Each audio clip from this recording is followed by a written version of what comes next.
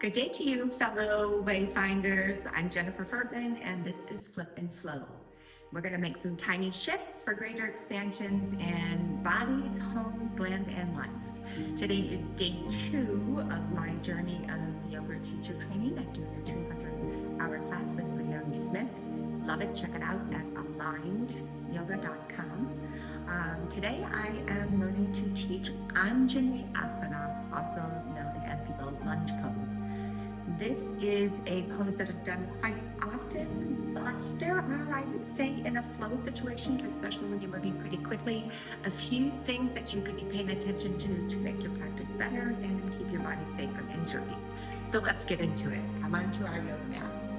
So a lot of times low lunge pose comes from a couple different poses. You can do it from a standing forward fold. We'll start there.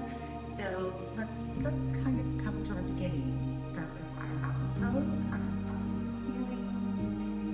Bring your arms down to your sides. Relax your head down. Breathe in, flat back. Hands down, step back with the right leg. When you're stepping back with the right leg for Anjaneyasana, you usually get into a very good pose because your front foot is between your hands and your back knee is behind your hips. This is where you want to be. So from this pose, you're going to think before you come up about pulling your front foot back and your knee forward, and you're going to bring your inner thighs together. So you're really going to create a strong base. You're going to bring in your stomach, knit your ribs in, and then from there you're going to inhale to lengthen and to come up. Turn your pinkies in. You can look down and make sure that that knee and you don't want to be too close. You want to have about hips width apart so that you are in a wonderful pushing down with your front leg into that right foot. Gives you a good strong pose. It's strengthening the front leg and it is stretching the front of your back leg. So from there, let's bring our hands down. Inhale, downward dog pose.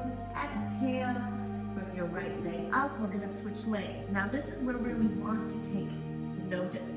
You're going to step your foot forward. But a lot of people can't get their foot this far forward. They have it back here. Then they drop their knee, and then they come up and they're in this square pose. This pose is used quite a bit in yoga, but not for Anjaneyasana. So when they're back here, make sure to tell people that they can grab their foot and move it forward, or kind of just inch it forward any way possible. Push down to that front foot, look down to make sure that that knee is far stretched behind. You can have your toes in the ground or your foot flat on the floor. Again, from here, hug your inner thighs, pull your front foot and your back knee towards each other, pull your stomach in, knit your ribs in, inhale to come up. From this pose, in the lunge pose, there's a couple different arm variations you can do. You can exhale, palms forward, into your elbows down to your back. Inhale, come up. Exhale, your right hand down. Lean over, get a good stretch on your left side of your body. Inhale, your arm up. Exhale, your left arm down as you stretch to the right side, or stretch the right side of your body. A block is really good here. Inhale your left hand up. You can reach back, grab the back foot, get yourself a nice twist. Once you have the back foot, push into that right hand so that you really get a nice stretch. Make sure you're still pushing forward on that right foot, that front foot. You'll feel a great pose. You can also grab with both hands. This takes a lot of practice. Make sure that you have a wide base, and you're going to push, push, push back to open those shoulders, as well as pushing forward in your hips. So those are a couple of the different poses. Remember, front foot forward enough that you have about a 90-degree angle here. Knitting the stomach in, knit the ribs in. Don't just dump down. Make sure that you're pulling those inner thighs together and squeezing your foot and your knee towards each other so that you're pulling in this dual action, creating that strong base as you come up. Make sure your shoulders are down,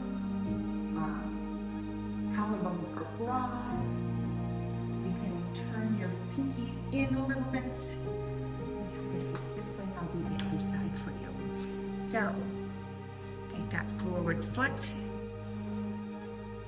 Look down, make sure that that knee is behind. Knit together, tummy in, ribs in. Inhale up, shoulders down away from the ears, collarbones broad.